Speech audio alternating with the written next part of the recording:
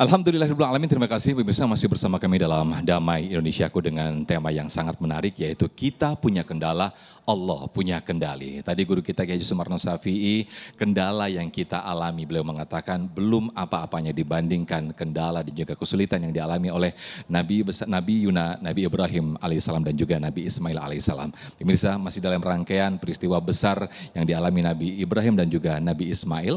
Di segmen kedua ini Ustadz Yusya Akam akan berbicara bagaimana ikhtiar dan sabar dalam kesukaran. Ustadz Yusya, kami persilakan. Assalamualaikum warahmatullahi wabarakatuh.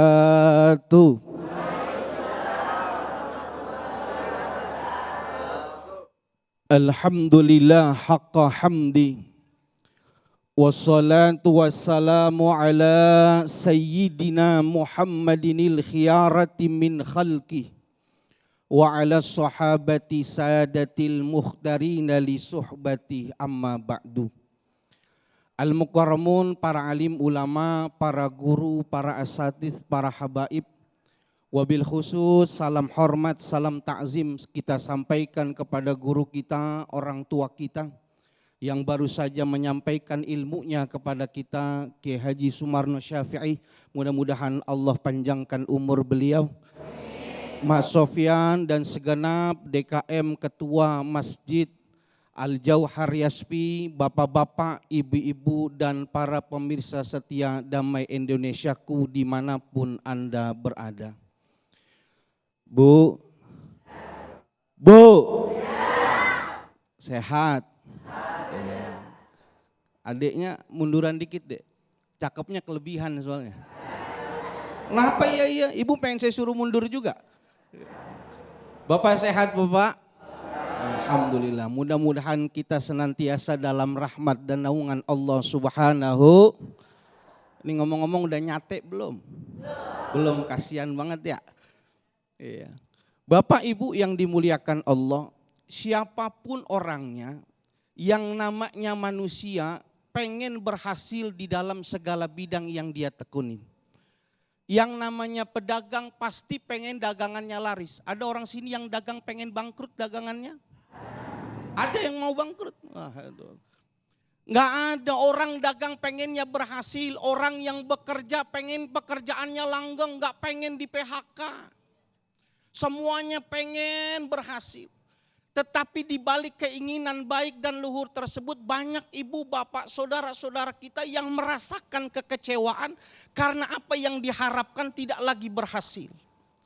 Mereka banyak di antara mereka yang memilih jalan hidup yang sudah tidak lagi agamis. Kenapa? Karena kecewa, nggak sanggup menghadap penderitaan hidup. Mohon maaf, beribu maaf kalau kita lihat di infotainment.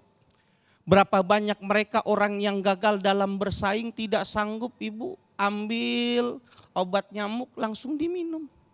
Alias mati. Ada yang pergi ke mall bukan belanja, nyari tempat sepi, loncat dari lantai 12 ke bawah, kira-kira mati apa enggak? Ya, kalau ibu enggak yakin coba aja. Banyak orang yang enggak sanggup bahkan jatuh ke dalam dunia narkotika Bapak. Mereka gagal dalam hidup, mereka menghindar kegagalan hidup dengan melakukan hal-hal yang tidak diajarkan oleh agama. Berapa banyak di antara orang merasa berat dengan himpitan hidup, kebutuhan yang tidak lagi sebanding antara pemasukan dengan pengeluaran. Berapa banyak di antara mereka yang menghalalkan berbagai macam cara, berapa yang korupsi, berapa yang memanipulasi data, dan berapa banyak yang memanfaatkan pangkat dan jabatan demi hasrat semata.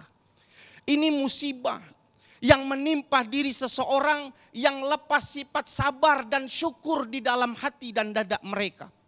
Dan inilah contoh gambaran orang-orang yang senantiasa memaksakan kehendaknya. Dia pengen Allah selalu mengijabah doanya. Dia pengen Allah selalu mengabulkan hajat dan keinginannya. Dia lupa hakikatnya kita hanya seorang hamba, diperintahkan oleh Allah hanya untuk berikhtiar. Adapun hasil semuanya ada dalam genggaman Allah. Dalam genggaman Allah. Kita cuma usaha ibu.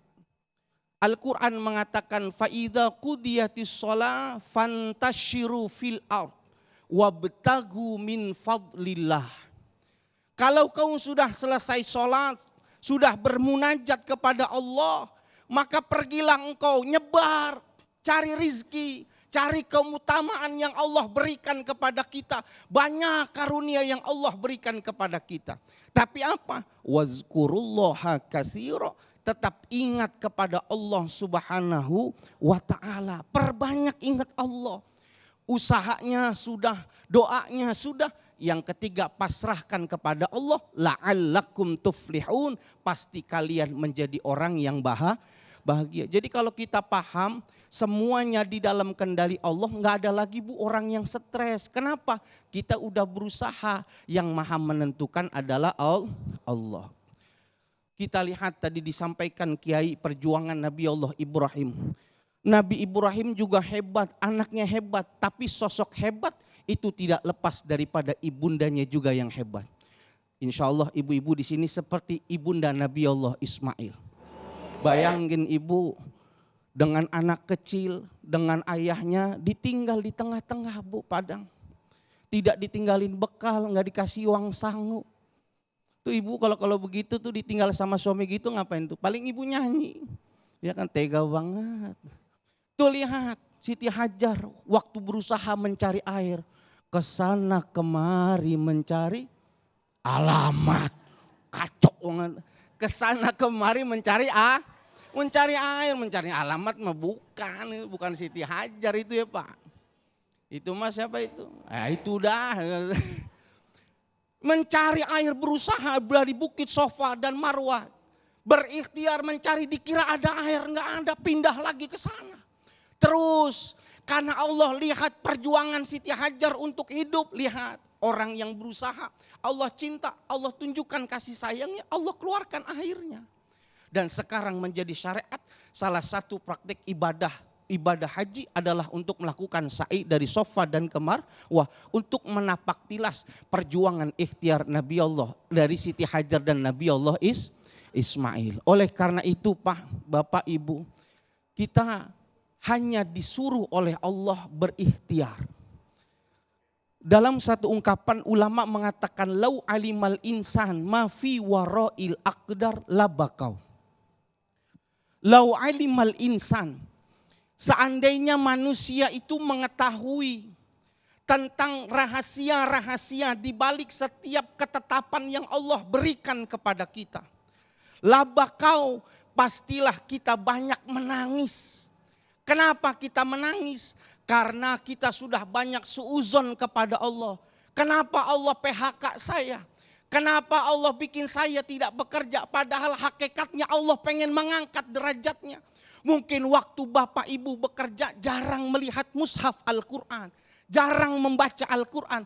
Allah pengen Bapak Ibu istirahat sejenak di rumah. Memanfaatkan dengan waktu yang Allah berikan untuk mendekatkan diri kepada Allah. Termasuk dengan membaca Al-Quran. Ada hikmah dari setiap ketetapan yang Allah berikan kepada kita. Bapak Ibu yang dimuliakan Allah Subhanahu wa ta'ala. Ada satu pemahaman yang harus kita luruskan, yaitu pemahaman berkaitan tentang rizki. Kalau kita berbicara tentang rizki, pasti konotasi yang namanya rizki ini nih Bu. Halo. Kalau kita bicara rizki konotasinya suka ini apa ini? Ini apa ini? Ini jempol. Konotasi kita duit, padahal yang namanya rizki itu banyak. Bukan cuma uang, kesehatan badan. Allah berikan keluasan waktu ibu bisa hadir dan bisa mengaji. Itu adalah rizki dari Allah Subhanahu wa ta'ala. Oleh karena itu Allah cuma melihat sejauh mana kita berikhtiar, kita berusaha dan berdoa. Dan kembalikan semua urusannya hanya kepada Allah Subhanahu wa ta'ala. Insya Allah kita tidak akan merasakan kekecewaan. Amin, amin ya rabbal alamin. Terima kasih Ustadz Yusya Hakam yang telah berkisah bagaimana Sayyidatuna Bunda Siti Hajar telah dalam ikhtiar dan juga sabarnya. Yang akhirnya Allah memberikan jalan temu yang sangat luar biasa sekali. Nah pemirsa, di segmen berikut kami akan persilakan nanti segmen tanya jawab. Tapi sebelumnya Kiai Haji Sumarno Syafi'i sudah bersiap-siap untuk berbagi berkah bersama Luwak White Coffee.